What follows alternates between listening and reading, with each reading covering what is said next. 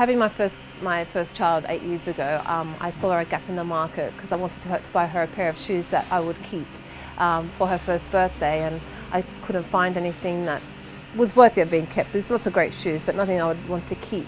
So I decided to use my skills and use an old technique that is no longer around in London for children's shoes. I mean, you can find it in women's and men's shoes, but not in children's shoes. So I begin by cutting the leathers, and we use really beautiful, soft, supple leathers that we source here in the UK, most of it from Northampton. So I cut that. Sometimes I'll cut it at home just to speed up the process, or I'll cut it here in the factory.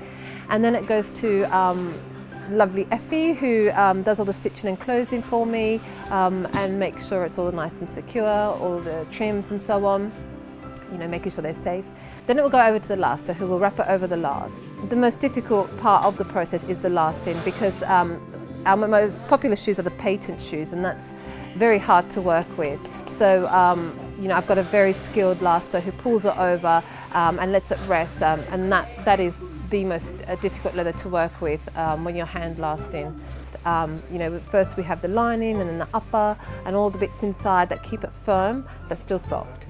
So he does that, and then we leave it overnight, and then I'll come back into the factory the next day where we pull them off the last and put the sock in so it's nice and soft for the baby's foot or child's foot, and yeah, and then I do the packaging at home. I put them in a beautiful wooden box so that the child can, or the mother can, remember to keep them, so that when the child's older they can remember how cute they once were. One of my little customers, Phoebe, her mother found me she saw my shoes at a school auction actually, and fell in love with them and had to have them. So I've been, you know, she's had I think 3 pairs of shoes so far. I mean, what makes it possible for me to run a small business is this amazing team in this factory.